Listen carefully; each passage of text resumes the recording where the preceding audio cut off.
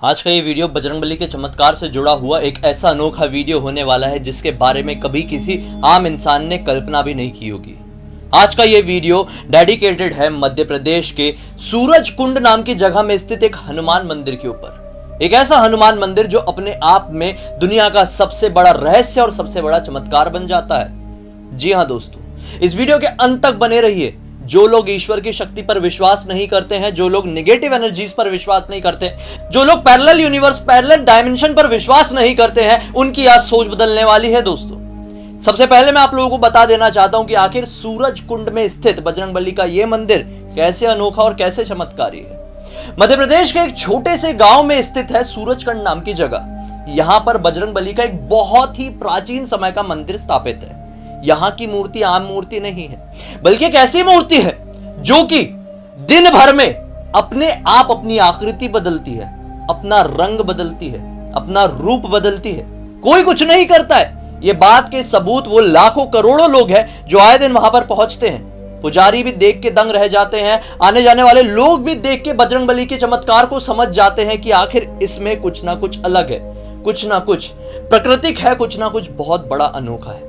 कैसे, मैं आप लोगों को बताता हूं। रोज सुबह जब कोई भी मंदिर में मूर्ति के दर्शन के लिए जाता है तो क्या पाता है कि बजरंगबली की जो यहां पर मूर्ति है वो अपने बाल अवस्था में यानी बचपन के रूप में, यहां पर जो उनका रंग है वो बिल्कुल अलग तरह का रहता है। मूर्ति के चेहरे को साफ साफ देख के समझ में आ जाता है कि अभी बजरंगबली की मूर्ति अपने बचपन वाले रूप में है। वहीं पर जैसे ही 10 बजे का समय क्रॉस होता है, सुबह के 10 बजे का समय जैसे क्रॉस होता है, वैसे ही ये मूर्ति को साफ साफ देख के समझ में आता है कि ये मूर्ति अपनी युवावस्था में है। यानी कि बजरंगबली की मूर्ति अपने आप 10 बजे के बाद जवान हो जाती है और वो जवान रूप इनका 10 बजे से लेकर शाम 6 बजे तक रहता है। इस समय मंदिर का मूर्ति का जो कद है वो भी थोड़ा बढ़ जाता है और जैसे ही 6 बजे के बाद का टाइम होता है, अपने आप क्लियर समझ में आता है कि मूर्ति का जो हाइट है वो थोड़ा सा और कम हो गया है और साथ ही साथ जो बजरंगबली का चेहरा है जो मूर्ति में दिखाई दे रहा है वो अपनी वृद्धावस्था में है। यहां पर फिर से उनका रंग बदल जाता है। अब हैरान होने वाली बात यह है कि वहां के कोई भी ट्रस्टी या फिर कोई भी पुजारी कह लो, इस मूर्ति के साथ किसी भी तरह की छेड़छाड़ नहीं करते हैं। ये चमत्कार अपने आप होता है। लोगों का यह मानना है कि यहां पर बजरंगबली की असीम कृपा समाती है।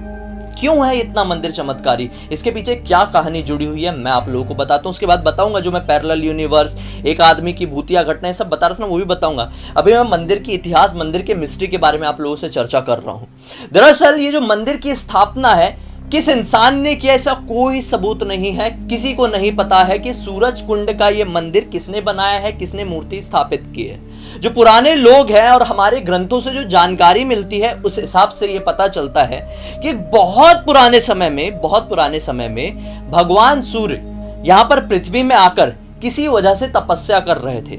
अब जब भगवान सूर्य तपस्या करने के लिए आए थे तो जो दैत्य हैं, राक्षस हैं, वो उनकी तपस्या भंग करने में जुड़ गए थे। उनको देखा नहीं जा रहा था कि एक देवता आखिर कैसे तपस्या कर रहे हैं। अगर उनकी तपस्या पूरी हो गई और उन्हें वर मिल गया, अपनी इच्छा प्राप्त हो गई, तो दैत्यों की शक्तियां और ज्यादा कमजोर पड़ जाएगी। तो समय समय पर दैत्य उनके पास आते थे और उन्हें परेशान करने की कोशिश करने लगते थे, जैसे तैसे भी करके उनकी तपस्या भंग करने की कोशिश करने लगते थे। जिस बात को देखते हुए बजरंगबली ने सूर्य देवता का पहरा देना शुरू किया और जैसे ही बजरंगबली का पहरा लगा, वैसे ही आप सभी लोगों को पता है कि किसी भी बुरी शक्ति का पहरा वहां पर हो ही नहीं सकता था, कोई भटक ही नहीं सकता था। जहां पर बजरंगबली का वास हो वहां पर भूत प्रेत, भूत पिशाच निकट नहीं आवे, महावीर जब नाम सुनावे। और यहां पे तो बजरंगबली खुद ही खड़े थे और भगवान सूर्य की तपस्या में किसी भी तरह की विघ्न आने से पूरी तरह से रोक रहे थे। अब भगवान सूर्य की तपस्या काफी समय तक चलती है और तपस्या पूरी भी होती है। सूर्यदेव अपनी आंखें खोलते हैं और बहुत प्रसन्न होते हैं। सूर्यदेव बजरंगबली से कहते हैं कि तुम्हारी वजह से मेरी तपस्या को कोई भंग नहीं कर पाया, कोई भी बुरी शक्ति मेरे आसपास भी नहीं भटक पाई। क्यों ना मैं अपनी जगह पर चले जाऊं और तुम यहीं पर रहो और अपने आने जाने वाले भक्तों का उद्धार करना। जो भी किसी भी तरह की परेशानी लेकर आएगा उनको आशीर्वाद देना और उनके जीवन में सुख समृद्धि भर देना। बजरंगबली ने भी भगवान सूर्य की बात मान ली और बजरंगबली ने अपना एक अंश, बजरंगबली खुद यहां पर स्थापित नहीं हुए, बजरंगबली ने अपने एक शक्ति, एक रूप, एक अंश यहीं पर छोड़ दिया और उसके बाद से ही एक मूर्ति वहां पर बन गई।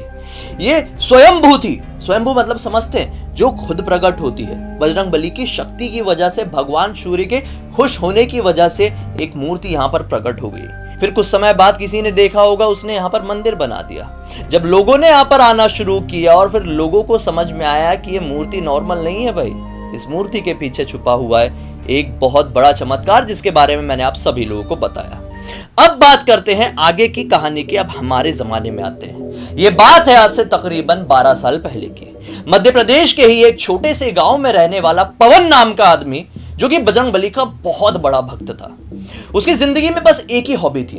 बहुत सारे लोगों की तरह तरह की हॉबीज होती है ना, उसकी क्या हॉबी थी कि मुझे अपनी जिंदगी में अपने मृत्यु से पहले बजरंगबली के जितने ज्यादा मंदिर हो सके उसे विजिट करना है। और जैसे ही पवन को ये सूरज कुंड के मंदिर के बारे में पता चला तो पवन को अपने कानों पर विश्वास नहीं हुआ।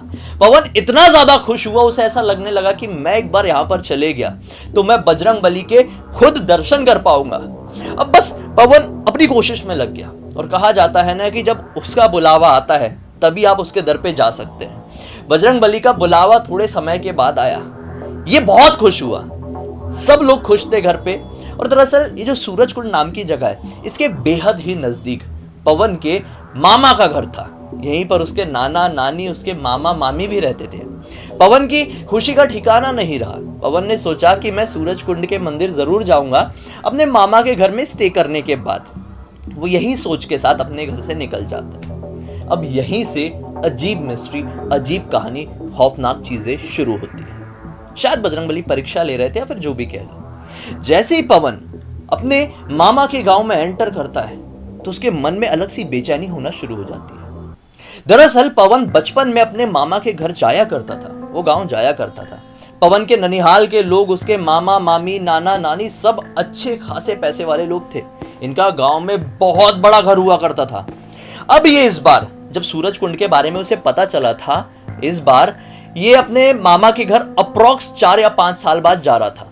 पवन की उम्र करीबन 27 साल की रही होगी। अब जैसे ही पवन अपने मामा के गांव में एंटर करता है तो उसे बड़ी अजीब अजीब सी फीलिंग आना शुरू हो जाती है। दरअसल ये गांव का नक्शा, ये जो 4-5 साल बाद जो जा रहा था, वो 3-4 साल बाद, ये पूरी तरह से बदल चुका था।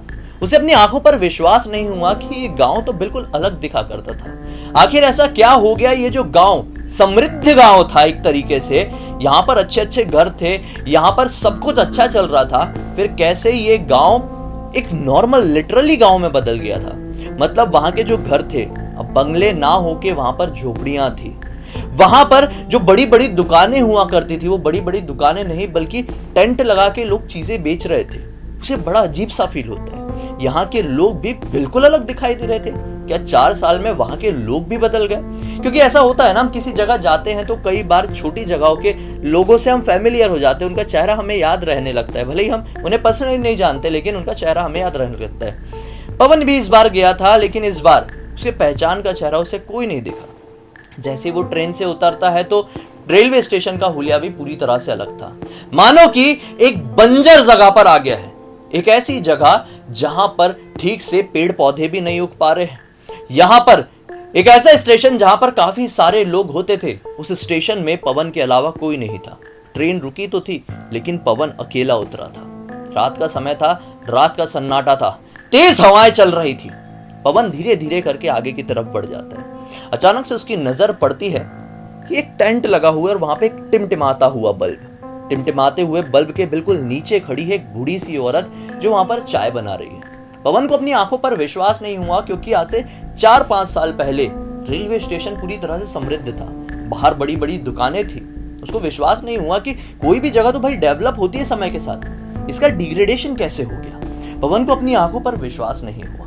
पवन फिर भी अपनी सोच के साथ अपने मामा के घर के रास्ते में बढ़ जाता है। वो रास्ता जो कुछ टाइम पहले तक सीमेंटेड रोड का हुआ करता था, अब वो कच्ची सड़क में तब्दील हो चुका था। पवन अभी भी आगे बढ़ रहा था, उसको समझ में कुछ नहीं आ रहा था। अचानक से उसके मामा का घर उसे दिखाई देता है, लेकिन वो हुलिया में नहीं जिस हुलिया में उसे जानता था। एक ऐसा हुलिया जो अविश्वसनीय था, एक ऐसा हुलिया जो कि एक बहुत छोटे घर का था। दरअसल पवन के मामा एक बड़े घर में, एक प्रॉपर बंगले में रहा करते थे, लेकिन अभी उसके अपने आंखों के सामने एक झोपड़ी दिखाई दे रही थी। जगह वही थी, गांव भी वही था, लेकिन ये कैसे पॉसिबल था कि एक बंगला 4-5 साल में एक झोपड़पट्टी में बदल जाए। पवन जैसे तैसे करके हिम्मत जुटाते हुए अपने घर की तरफ बढ़ता है। पवन की हार्ट बीट बहुत ज्यादा तेज हो चुकी थी क्योंकि वहां पे बहुत सारे कुत्ते नॉन स्टॉप रो रहे थे। पवन को इस बात की इतनी जानकारी नहीं थी कि आखिर कुत्ते रोते क्यों हैं। बस उसने बचपन में इतना सुना था कि कुत्ते रोना मतलब अपशकुन होता है, जो कि ऑब्वियसली एग्जैक्ट बात सही बात नहीं है, लेकिन पवन को यही लग रहा था। अब हिम्मत जुटाते हुए पवन आगे की तरफ बढ़ता है। बारिश का मौसम बना हुआ था, ऐसा लग रहा था तेज बारिश होने वाली है। पवन जैसे ही घर के अंदर एंटर करता है ना, तो घर के बाहर एक टूटा फूटा सा दरवाजा था। पवन अब बहुत ज्यादा डर गया था। उसे ऐसा लग रहा था कहीं मैं कोई सपना तो नहीं देख रहा हूं। पवन ने दरवाजा नॉक किया। अंदर से निकली एक बहुत ही बूढ़ी सी औरत, जो कि ऑब्वियसली पवन की नानी थी। पवन की नानी की हालत बहुत ही ज्यादा खराब दिखाई दे रही थी। पवन हैरान हुआ कि अगर नानी आपकी तबीयत इतनी ज्यादा खराब है तो आपने घर पे हमारे फोन क्यों नहीं किया। पवन पूरी तरह से कंफ्यूज था। पवन की नानी दरवाजा खोलती है, लेकिन पवन से ज्यादा अच्छी तरह से बात नहीं करती है। बोलती है, बेटा आ गया तू, इतने साल बाद आया। खैर चल अब अंदर आ, पानी पी, खाना खा, फिर आराम कर। पवन अंदर आता है, पानी पीता है और अचानक से उसे याद आता है कि अरे मामा भी होने चाहिए था ना, मामा का है। बातों बातों में नानी बताती है कि बेटा मामा की तो मृत्यु हो चुकी है, तू कैसी बात कर रहा है, तुझे जानकारी नहीं है। पवन के होश उड़ जाते हैं, पैरों तले जमीन निकल जाती, उसे कुछ समझ में नहीं आता है कि ये क्या हुआ। मामा की मृत्यु हो गई तो फोन आ जाना चाहिए था ना, इनका रिलेशन अच्छा था। भले ही पवन 4-5 साल से अपने गांव नहीं गया था, 3-4 साल से, लेकिन रिलेशन तो अच्छा था, कांटेक्ट तो फोन में रेगुलर था। मामा की मृत्यु हो गई तो कैसे नानी ने, नाना ने नहीं बताया, मामी ने नहीं बताई। पवन तुरंत ही अपनी मामी के बारे में पूछता है तो क्या बोलती है कि मामी भी एक एक्सीडेंट में मर गई है। पवन बिल्कुल समझ नहीं पाता ये क्या है। पवन के हाथों से पानी का ग्लास टूट जाता है, जमीन पर गिर जाता है और अचानक से उसकी नजर पड़ती है अपने नाना की तरफ, जो कि पलंग के ऊपर नहीं, पलंग के नीचे लेटे हुए थे। पवन बहुत जोर से घबरा जाता है कि भाई नाना पलंग के नीचे क्या कर रहे हैं। नानी जवाब देती है कि बेटा फिक्र मत करो, तुम्हारे नाना की दिमागी स्थिति खराब हो चुकी है। आज से 2 साल पहले तुम्हारे नाना को पैरालिसिस हो गया था, मतलब उनका आधा शरीर पूरी तरह से पैरालाइज्ड हो गया था और फिर उसके कुछ ही टाइम बाद उनकी दिमागी स्थिति भी खो गई। पवन बहुत ज्यादा हैरान हो जाता है। उनकी घर की हालत बहुत ज्यादा खराब दिखाई दे रही थी। पवन को अब यकीन हो गया कि ये सपना ही है, ये सच नहीं हो सकता। पवन के पसीने छूट चुके थे, उसे समझ में नहीं आ रहा था। वो मन में लगातार बजरंगबली का नाम ले रहा था, हनुमान चालीसा पढ़े जा रहा था। पसीने छूट रहे, समझ में नहीं आ रहा था कि क्या करूं। बस नानी की तरफ इशारा करता है कि नानी मुझे सोने जाना है, सुबह उठ के सूरज कुंड का मंदिर निकल जाऊंगा तो शायद मेरे मन को अच्छा लगेगा। मुझे बहुत हैरानी हो रही है नानी कि घर पे ये सब हो गया है, विश्वास नहीं हो रहा है। नानी एक चटाई बिछा देती और बोलती बेटा सो जा। पवन ये देखकर भी हैरान, भाई जिस घर में तो मोटे मोटे गद्दे, बड़े बड़े बेड लगा हुआ करते थे, वो फटी पुरानी चटाई में पवन को सुला रहे हैं। पवन समझ नहीं पाता है कि ये चल क्या रहा है। जैसे आप लोग विश्वास नहीं कर पा रहे हैं, वो भी नहीं कर पा रहा था। सो जाता है, टाइम देखता है, अप्रॉक्स रात के 11:30 बज रहे थे। सोता है और अचानक से उसके मन में, जब वो सो रहा होता है ना, तो मानो कि उसके मन में आके किसी ने हू ऐसी आवाज किया। जैसे पवन को हू की आवाज आई, पवन की आंखें खुली, देखा कि सुबह का टाइम हो चुका है, ब्रह्म मुहूर्त है, 4:30 बजे हुए हैं। पवन उठा, अपनी नजरें घुमाया, नानी नहीं थी, नाना भी नहीं थे। घबरा गया कि नाना नानी कोई नहीं है और इस घर में मैं अकेला हूं। पवन सोचता है अरे छोड़ो यार, इतना दिमाग में प्रेशर डालूंगा तो मैं तो गया। पवन उठता है तुरंत और बिना कुछ सोचे समझे सूरज कुंड की तरफ निकल जाता है। जैसे जैसे करके थोड़ा थोड़ा सूरज का उजाला हो रहा था, आसपास के लोगों से उसने पूछना शुरू कर दिया कि रास्ता कहाँ, ये है वो है। लोगों ने रास्ता बताया और पवन पैदल ही निकल गया। पवन जैसे ही उस गांव की सीमा क्रॉस करता है, उसका मन थोड़ा शांत होने लगा। उसे दुनिया नॉर्मल दिखाई देने लगी। उस गांव की बंजर जमीन अब पीछे छूट चुकी थी। पवन एक नॉर्मल जगह पर आ गया था। उसे ऐसा लग रहा था कि यार ये कैसी जगह थी, ये नॉर्मल जगह है। थोड़ी देर और चलने के बाद सूरज कुंड का वो मंदिर आ जाता है। पवन बजरंगबली को जैसे ही स्पर्श करता है ना, उनकी मूर्ति को, ऐसे मतलब कोई भी जब स्पर्श कर रहा होता है तो अपनी आंखें बंद करता है। तो पवन ने ऐसी अपनी आंखें बंद किया और अचानक से उसे फील हुआ कि मैंने किसी एक इंसानी पैर को, जैसे इंसान को टच करने पे जो फील होता है ना, उसे वो फील हुआ, जबकि वो मूर्ति थी। तुरंत पवन ने अपनी आंखें खोला तो ये पाया कि वो मूर्ति ही है। पवन ने वापस से टच करने की कोशिश किया लेकिन अभी वो फील पत्थर वाला था। पवन को समझ में नहीं आया कि जब मैंने कुछ समय पहले इस मूर्ति को छुआ था तो इंसान के पैर जैसे क्यों लगी थी। पवन को अपनी आंखों पर विश्वास नहीं होता है। अचानक से पवन जैसे ही मूर्ति के सामने से खड़ा होता है और पलटता है, पीछे उसके मामा उसे दिखाई देते हैं और जैसे ही वो अपने मामा को देखता है वो वहीं पर बेहोश हो जाता है। अब आगे बढ़ते हैं। जब पवन की वापस से आंखें खुलती है तो पवन के आसपास पुजारी थे, लोग थे, पवन के मामा नहीं थे। मौसम बिल्कुल नॉर्मल था, जगह भी बिल्कुल नॉर्मल थी, वही जगह थी और पवन को समझ में आ गया था कि अप्रॉक्स मुझे बेहोश हुए लगभग 1.5 से 2 घंटे हो चुके हैं। ना जाने उस समय तक लोग कहाँ थे। पवन उठा और अपने सवालों के जवाब वो लोगों से चाहता था, लेकिन उसे पता था कि उसके सवालों के जवाब लोगों से कैसे मिलेंगे। बिना कुछ सोचे समझे फिर से उठता है, बजरंगबली से अपनी गलती की माफी मांगता है, आशीर्वाद लेता है, उनके चरणों का टीका अपने माथे में लगाता है और आगे बढ़ जाता है। अब पवन वापस से अपने गांव में एंटर करता है तो क्या होता है, जहां पर मतलब उसके मामा मामी का गांव था वो बिल्कुल नॉर्मल था। ये जो बंजर रेलवे स्टेशन था वो पूरी तरह से समृद्ध दिखाई दे रहा था। जो पुरानी सड़कें थी, टूटे फूटे कच्चे रास्ते थे, वो सीमेंटेड रोड में तब्दील हो चुके थे। पवन धीरे धीरे करके और आगे बढ़ता है तो क्या पाता है कि वहां पे नॉर्मल दुकानें, नॉर्मल घर, सब कुछ नॉर्मल था। अब उसकी कदमों की स्पीड और बढ़ जाती है और अब उसे दिखाई देता अपने मामा का वही बंगलो जो 4 से 5 साल पहले एग्जिस्ट करता था। पवन पूरा ब्लैंक था, उसे समझ में नहीं आ रहा था कि ये हो क्या रहा है। उसे अपने सवालों के जवाब जरूर चाहिए थे। वो भागते हुए दौड़ना शुरू कर दिया था, अपने मामा के घर पे जाता है।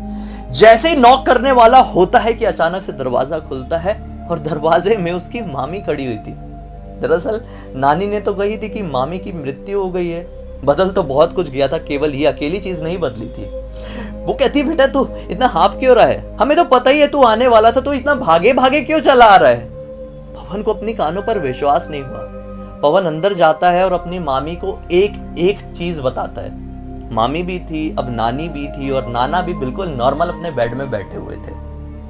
उसकी बातों पर कोई विश्वास नहीं कर पाता है क्योंकि पिछली रात पवन घर पर आया ही नहीं था। क्या हुआ था पवन के साथ, ये दुनिया की सबसे बड़ी मिस्ट्री रह गई पवन के लिए। हाँ, बहुत बड़ी बड़ी मिस्ट्री होगी ऑब्वियसली, लेकिन ये पवन के लिए कुछ ऐसा था जिसे वो वर्ड्स में एक्सप्लेन नहीं कर सकता था। उसे समझ में ही नहीं आया। वो ट्रेन से उतरा, वो जगह जो देखा, वो जिस जगह गया, वो अपनी नानी से मिला, नाना को बेड के नीचे सोया हुआ पाया, कुछ समझ में नहीं आया पवन को। पवन बोलता है कि मामी मुझे कुछ समझ में नहीं आ रहा है, मुझे केवल एक चीज समझ में आ रही है कि शायद बजरंगबली ने मेरी परीक्षा ले ली है। मैं ऐसे टाइम में भी बजरंगबली का नाम जप रहा था, उनकी चालीसा मन में पढ़े जा रहा था, मैं परीक्षा में पास हो गया। शायद वही वजह है कि मैं जब मूर्ति को आशीर्वाद लेने के लिए आगे बढ़ा था और अपनी आंखें बंद करके मूर्ति को टच किया था तो मुझे सेम वैसा फील हुआ था जैसे एक इंसान को, जैसे एक शरीर को टच करने पर फील होता है। शायद बजरंगबली मुझे खुद आशीर्वाद देने आए थे। घर के सभी लोग बहुत खुश होते हैं। साथ ही साथ ये जो कुछ भी बीता था पवन की जिंदगी में, पवन के लिए एक बहुत बड़ा रहस्य बना जाता है। पवन मुझसे पूछ रहा था कि ऐसा कैसे हो सकता है भाई मेरे साथ, ये मैंने फील किया हूँ, ये लिटरली पॉसिबल है क्या? तो इसका जवाब भी मेरे पास नहीं था। आप लोग जरूर बताइए कि आपको क्या लगता है कि ऐसा क्यों हुआ होगा। जितना मैं समझ पा रहा हूँ, जैसे मैंने पहले भी बताया हूँ कि जो हमारा यूनिवर्स है, हमारा ब्रह्मांड है, हमारा डायमेंशन है, बहुत बड़ा और बहुत रहस्यमय और बहुत अनोखी दुनिया में हम एग्जिस्ट करते हैं और बहुत अजीब जगह है ये, जिसे हम समझ नहीं सकते कभी। एक्चुअली अजीब है दुनिया। कई बार इस अजीब दुनिया में तरह तरह के ग्लिचेस होते रहते हैं। कई बार टाइम स्लिप हो जाता है, कई बार डायमेंशन स्लिप हो जाता है। शायद यही कारण रहा होगा कि किसी टाइम स्लिप की वजह से पवन एक पैरेलल डायमेंशन, एक पैरेलल यूनिवर्स में चले गया था। मन में विश्वास था, मन में श्रद्धा थी और यही वजह थी कि पवन सही सलामत वापस से अपनी जगह, अपनी दुनिया, अपने समय में पहुंच पाया। बहुत अलग कहानी थी, बहुत इंटरेस्टिंग और मुझे तो बहुत ज्यादा अच्छी लगी। आपको कैसी लगी कमेंट सेक्शन में जरूर बताइए। इंस्टा की लिंक इस वीडियो के डिस्क्रिप्शन बॉक्स में मिलेगी, क्लिक करके डायरेक्टली वहां पर पहुंच जाना। और आप लोगों के पास भी इसी तरह की हैरान कर देने वाली कमाल की जानकारियां हैं तो उसे आप लिंक भेजना, मैं जरूर अपने वीडियो में लाने की कोशिश करूंगा। पहली बार मुझे देख रहे हैं तो चैनल को सब्सक्राइब करके बेल आइकन दबा के ऑल के ऑप्शन में क्लिक करना। तब तक के लिए बहुत बहुत धन्यवाद। आपका दिन शुभ हो।